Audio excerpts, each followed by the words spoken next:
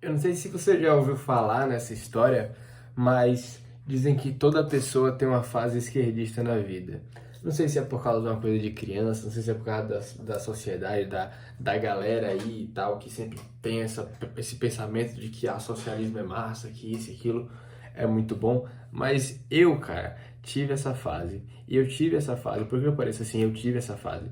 No período que eu tinha ali dos meus 2 a 5 anos, a minha mãe tava, que tinha se formado já em Direito na Federal, ela já tinha tido pós-graduação em Foucault, esses caras todos da esquerda, e estava fazendo um mestrado de duas coisas muito conflitantes e muito curiosas. Judith Butler e a Bíblia. Só que, para quem não conhece Judith Butler, ela é uma pregadora da ideologia de gênero que diz que não tem muito essa diferença de homem e mulher, a pessoa nasce de uma forma que aí nasce de um gênero, mas é outro, aí a pessoa se identifica. Todo esse rolê, sabe? Todo esse rolê, essa coisa toda de trans, de pessoas que nascem com gayismo, com lesbianismo, essas paradas. Eu tô tentando não ofender ninguém aqui, mas eu vou errar, sacou? Então, essa criadora disso tudo daí, inclusive tá aí uma foto dela, foi que minha mãe tava estudando no período que eu tive meus primeiros anos de vida. E como minha mãe nunca foi de me criar nenhuma fantasia, quando eu tinha, desde que eu me lembro de existência, a minha mãe disse assim: não, Papai Noel não existe, Coelho da Páscoa não existe. Isso aí é tudo que o homem fez para vender e lucrar em cima dos pobres, em cima dos trabalhadores, era coisa assim. Então, tipo assim, dos meus, sei lá, 3 anos aos 7, 8, 9, 10 anos mais ou menos ali, eu tinha toda essa mentalidade aí esquerdista pra caramba. Nunca tive essa parada de gênero muito forte, de tipo postura de homem, essas coisas, tudo. Nunca tive muita essa influência não. Mas eu tive a influência sim, e foi o que me salvou, foi a parte da Bíblia. Porque lembra que a Judith Butler era junto com a Bíblia? Então, qual era a parada? Homem ir pra bar, homem jogar futebol, homem jogar... Isso tudo é porcaria. Carro, essas porcaria. Só que Davi, meu amigo, não sei se você sabe quem é Davi. Davi é um moleque de 14 anos que pegou um negocinho aqui, ele matou um gigante de quase 3 metros de altura. Então eu não tinha nenhuma referência de masculinidade, a não ser essa de Davi. A não ser Sansão, que matava leão na porrada. Davi também matou leão na porrada, também matou urso na porrada, como eu falei no vídeo anterior. Mas essas eram as referências que eu tinha. Fora Jesus, os apóstolos e tudo mais. Então, desde muito pequeno, eu comecei a ler a Bíblia. Eu lembro que eu tinha 5 anos quando eu fui ler Apocalipse, que foi um dos primeiros livros que eu li. Que eu li assim, pedi pra minha mãe ler antes de dormir pra mim, porque eu não sabia ler direito. Então, cara, eu me interessava sobre essa interpretação e isso e aquilo. Pô, que negócio complexo. Isso estimulava muito meu cérebro, desde pequeno. Então tá, o que aconteceu? Minha mãe me colocou nessas coisas de escola bíblica, um pouco imergido em teologia, tal, mas calma, tô acelerando o processo. Antes de toda essa parada de teologia, já tinha estudo bíblico, já tinha autoestima, já tinha essa coisa de rebeldia contra o sistema e tal, contra o sistema e tal. E aí, cara, o que aconteceu? Eu fui para uma escola que eu via as coisas sendo meio que assim, tratando as crianças como crianças, sacou? E tipo, isso era um problema, sacou? Só que tipo assim, era de forma meio, pô, mentirosazinha, tipo, vamos contar uma mentira aqui pras crianças, pra elas coisas. Só que eu sempre fui muito esperto e eu nunca gostei de mentira. Eu não minto, cara. E assim, o pessoal era muito bestinha, pá, os professores empurravam as coisas, a gente fazia, e eu comecei a questionar isso. eu comecei a questionar isso e quis sair da escola. Só que a minha mãe entendia que eu queria sair da escola, entendia, pô, isso é chato e tal. Só que eu já tinha saído de várias escolas e meu pai não tinha gostado muito disso. E como meu pai não morava comigo, aliás, nunca morou comigo, só quando eu tinha tipo 2 anos, nem 3 anos, 2 anos, meu pai morou realmente comigo. Então ele não tinha esse contato, essa comunicação, sabe? O único período que eu tava com ele, eu tava brincando, porque é o que eu queria fazer ali naquele período que eu tava com ele. E aí, meu pai não queria que eu saísse da escola. Então, fui lá, eu e o Renatinho, 7 anos de idade, segundo ano dos gurizinhos, fundamental, menor. Sala da diretoria. Tia, tudo bem? Então, eu não quero ficar aqui na escola, meu pai não tá querendo me tirar. Teria como você me expulsar, por favor? E ela disse, ô Renato, mas você é um aluno fantástico, por que você quer fazer isso? Ai, como você é lindo e tal, tal, tal, e as tias me paparicando, etc. E nesse tempo daí, no primeiro ano do Fundamental Menor, eu levava a Bíblia pra escola, tipo, Bíblia de adulto, sacou? E eu lia, tipo, um versículo com um amiguinho meu, lembro do nome dele, me encontrei com ele aqui no condomínio, quando eu era mais novo, André. Eu lembro até hoje disso daí. E, e aí eu era admiradozinho lá e tal, todo mundo achava, pô, esse menino aí é mal legal. Só que eu queria sair. E aí não deixaram eu sair, não me expulsaram também pra eu sair. Aí eu fui dar motivo. Pra encurtar aqui a história e o vídeo, eu gazeava a aula, andava a escola toda, fazia o que queria, gritava na aula do professor, interrompia, jogava a cadeira no chão, tudo isso daí. Último dia de aula, depois de passar 40 dias fora para ver se eu me readaptava, eu, determinado, queria sair da escola, queria ir para a escola que eu tinha estudado, uma escola cristã. Fui, taquei a cadeira no chão, derrubei tudo que tinha lá, os livros e tal. No minuto que a professora pegou o livro para começar a dar aula, vamos anotar a agenda. Eu, pá, joguei a cadeira, fui, andei pelos corredores, já era até outra sala, de tanto tempo que eu não ia para a escola. Fui para os corredores, entrei na sala dos professores, entrei no computador da sala dos professores e fui jogar Clique Jogos. Aquele Papalanches, eu lembro até hoje. E joguei Papalanches até alguém me buscar. E aí eu saí mais cedo, estudava à tarde, saí por volta de umas 4 horas da tarde, era para sair 5h30. E aí eu fui realmente, oficialmente convidado a sair. Claro que eu não fui expulso literalmente, porque eu era um moleque de, 7 anos de idade. E eu fui para psicólogo e foi comprovado que eu era normal, que eu não tinha nenhum problema, que minha mãe não tinha nenhum problema e nada do tipo. Entendeu? Muito pelo contrário, eu era na verdade muito inteligente. E aí, beleza. Esse foi o meu questionamento com o sistema. Só que depois chegou a esse aprofundamento da Bíblia e tudo mais, e estudos realmente teológicos. Cheguei a fazer cursos teológicos ali com os meus 10 anos de idade por aí. Foi muito interessante, muito interessante. Minha mãe não fazia ideia de que eu realmente prestava atenção e entendia as coisas. E cara, eu devo muito a minha vida a um fato que minha mãe, quando eu tinha 8 semanas que estava na barriga dela, né, de gravidez, ela me consagrou a Cristo antes de contar ao meu pai. Então ela, tipo, fez uma oração, meu Deus, eu entrego esse filho a ti, tal, tal, tal, papapá. E aí depois ela contou pra minha família uma história engraçada, porque meu pai soube dia 1º de abril, meu pai gosta dessas brincadeiras, contou pro pessoal dia 1º de abril, o pessoal não acreditou, mas enfim. Foi uma bênção, cara, foi uma bênção. E aí, voltando, estudos bíblicos e teológicos e tal me ensinaram a estudar, me ensinaram a interpretar, me ensinaram a buscar conhecimento, e é o conhecimento verdadeiro, cara. Que me desculpa aí você que não acredita, o livro mais comprovado cientificamente é a Bíblia, o livro mais comprovado historicamente é a Bíblia, e o livro com mais evidência científica arqueóloga e tudo isso daí que você pode imaginar é a Bíblia. Mas enfim, e fora sabedorias e fora teorias econômicas e tudo. Mas enfim, isso me proporcionou conhecimento. E eu lembro de um conselho que minha mãe me deu até hoje, cara, que é: não se compare com a média. Eu lembro que, tipo, reclamando, mas mãe, minha nota tá melhor que os meninos, mas mãe, eu levei uma ficha da escola, mas os meninos levam uma todo dia. Minha mãe falou: não se compare com a média. Tá anotado aqui, não se compare com a média. Se compare com o que os puritanos e o que os heróis da história faziam na idade que você tem agora. E aí ela citava o que eles faziam, e tal, que ela tinha lido nos livros e etc. E eu incentivado a ver filmes disso, de sei lá quem e tal, inspiradores, papapá.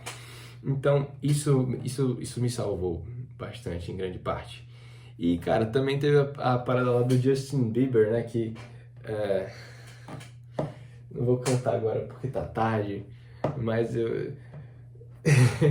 outro dia, quem sabe, em outra oportunidade, aquela música lá, Baby e tal, vi o filme do cara, pá.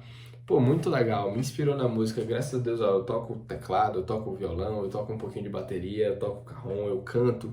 Graças à influência desse menino, que hoje é um homem, que hoje vai ter um filho ou filha, sei lá. E, cara, me jogou muito pra frente e me deu o contato com o inglês. Isso foi a parada mais importante. Me fez perceber que os meus sonhos podem se realizar, porque ele era meio que pobre, meio que classe média para o Canadá e chegou num patamar muito grande por causa da internet. E aqui tô eu, né? Mas não é nem isso que eu quero, mas enfim, papo para outro vídeo. E, cara, Estados Unidos, pô, a parada é essa, cara, o Canadá, ó como o Canadá é massa, tá? O Canadá, Estados Unidos, papapá. Brasil, caraca, o Brasil não funciona, meu Deus, o Brasil não funciona, o Brasil é uma fraude. Ó, os caras lá têm segurança aqui, eu tenho que sair. Porque como era só eu e minha mãe, né, era tudo muito mais perigoso. Então, tipo assim, era sempre aquele medo de você sair num estacionamento que tava escuro e aquela coisa. Então, isso daí meio que me motivou, que eu lembro que eu tinha que sair rápido do carro pra a casa, da casa pro carro, do shopping pra... Tipo, era sempre essa vida de assustado por causa que você não tem segurança no Brasil. E aí o que acontece? Isso tudo me motivou. Eu quero aprender inglês, eu quero fazer ensino médio fora, ou universidade fora, e é isso e aquilo. Fora aqueles desenhos, aqueles propaganda lá de High School Musical e tudo mais, né? Inclusive, eu consegui ser o cara lá do High School Musical, eu tenho muito orgulho disso, de certa forma, porque eu consegui cantar no sarau lá do colégio, me apresentar, tal, meio que num showzinho, pá. Joguei nos jogos internos, a galera torcendo por mim, pô, mandei muito bem no basquete ali, só numa partida mesmo que eu mandei bem, o resto eu joguei muito mal. E, e eu posso dizer que eu namorei a menina mais bonita da escola por uma época aí, mas imaturos e tal, enfim. Não é um papo que eu vou trazer muito aqui. E assim, o meu plano era aprender inglês e fazer universidade internacional. Hoje em dia eu sou fluente em inglês e faço administração na Universidade da Flórida. Então assim, graças a Deus eu não perdi isso daí. E o Senhor foi muito abençoador em toda a minha vida. Mas nem tudo deu certo assim como eu pensava. Eu não estava dando tudo 100% certo. Eu era muito instável emocionalmente. E eu tive que aprender as coisas muito sozinho. Por quê? Porque eu não tinha meu pai ali para me ensinar. Então, por exemplo, eu ganhava a mesadinha que meu pai me dava para eu aprender a lidar sozinho. Só que para eu pesquisar como é que lidar com esse dinheiro era na internet. E eu comecei a estudar sobre investimentos. E aí eu estudando sobre investimentos e tal, bebi uma água. Aí eu conheci o Thiago Nigro, conheci o... Depois eu conheci aquele Jovens de Negócios, conheci várias coisas assim nesse sentido. Aquele livro lá, Rico e Pai Pobre, que eu já lia da Bíblia e tudo mais, né? Então, livros, já lia também Diário Urbano no sexto ano, né? Todo mundo teve essa fase, eu comecei a ler livros mais sérios. E aí, cara, eu comecei a perceber que ao estudar economia, lembra aquelas ideiazinhas que eu tinha de que isso e aquilo, de que papapá? Então, muito pelo contrário. Eu tinha a impressão de que os homens e os empresários eram exploradores e queriam acabar com o mundo e tal, papapá, pipipopopó, mas quem sustenta a população e quem assume o risco da parada é o empresário. Por quê? Ser empresário não tem emprego. Só que no Brasil é muito difícil de empreender. Muito difícil de empreender. Por quê? Carga tributária. Sempre foi. e a falta de segurança. Principalmente esses dois pontos, tá? Nesse vídeo não tem muito tempo, esses dois pontos é o que a gente vai focar. Muitos impostos fazem com que você, para contratar uma pessoa, 3 pessoas, para você só fazer o básico ali, seja o dobro do custo, por causa da CLT. A CLT no Brasil é super desatualizada, é um programa muito antigo. Você tem que pagar, por exemplo, desemprego, tá? Motivo do desemprego no Brasil, um dos. Você contrata um cara, você não pode demitir, porque você tem que pagar para demitir. Só que aí, como você não quer pagar para demitir, você não quer contratar, porque o risco de o cara não ser bom é muito alto. E o cara não tem educação também, não tem qualificação também. Então você fica, caramba, o que eu faço? E se o cara não for bom o suficiente para aceitar o treinamento, eu vou gastar com treinamento com ele e ainda vou ter que pagar o dobro do salário dele para ele sair e não me trazer valor nenhum, não terminar nem o treinamento, como é que eu vou fazer isso daí? Então esse é um dos motivos do empreendedorismo, da falta de desemprego no Brasil.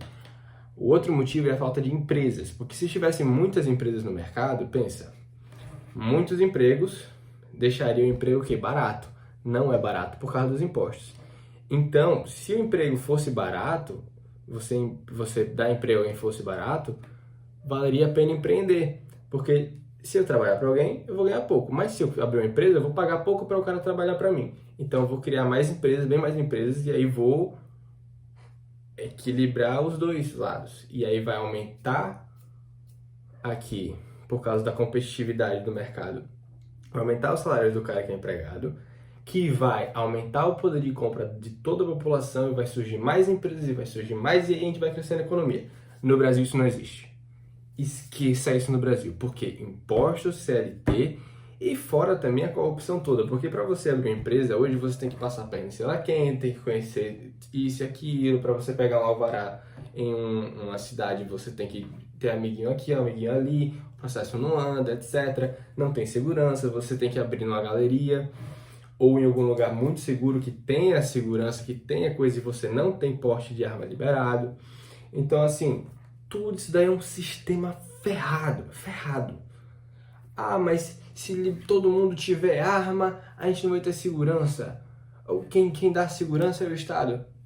Então, já que você paga imposto, saia com um celularzinho no meio da rua e pense, não, eu pago imposto, eu tô protegido. É assim que acontece. Agora, se você tiver uma arma na cintura, você andar, isso é hipoteticamente, tá? Não tô dizendo que eu faria isso. Talvez eu fizesse, mas enfim. Se você tivesse uma arma na cintura, você não ia tirar nunca. Porque não ia aparecer ninguém. 90 e tantos % das armas do mundo não foram disparadas em nenhum tempo. Principalmente as de uso privado.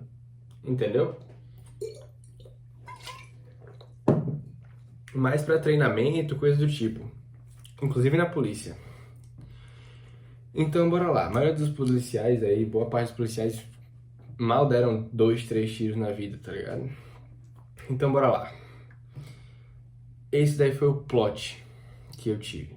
E graças a isso eu comecei a perceber várias coisas na política, várias coisas que, pô, isso daqui não tá, caraca, não, ó, 2018. Chegamos em 2018. Tenho 13 anos, 2018, eu sei, eu tenho 18 anos agora, parece que eu sou mais novo ou mais velho, não sei, bota aí nos comentários se parece que eu sou mais novo ou que eu sou mais velho, mas enfim.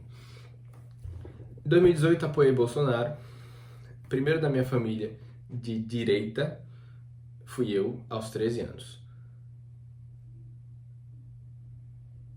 E depois, o que aconteceu no governo Bolsonaro? Me fala aí o que você achou do governo Bolsonaro, 2018 a 2022. O que você achou do governo Bolsonaro? A próxima história do próximo vídeo vai se passar nesse período daí. Governo Bolsonaro até o primeiro ano ali do governo Lula. E cara, parece que tá dando tudo certo até agora, né? Mas no próximo vídeo dá tudo errado. É a época ali do meu ensino médio, entre a pandemia, da ensino médio, isso e aquilo, papapá. É a época que eu vou ficar fluente. Será que eu vou ficar fluente? Muitas coisas vão mudar. E você precisa assistir o próximo vídeo, porque o próximo vídeo tem realmente um plot que é mais embaixo. Então, se inscreve aí no canal, compartilha esse vídeo para alguém que você quer conversar, quer compartilhar. E não se esqueça de comentar, engaja de alguma forma, deixa um like, por favor, me ajuda, cara. Eu tô precisando para eu espalhar aí todo o conteúdo que eu quero mandar nos próximos vídeos. Vai ser muito massa, cara, para você, para seus amigos, para todo mundo. Mas manda pra galera que vai querer realmente assistir, que vai ter algum interesse, tá bom? Tamo junto aí e até!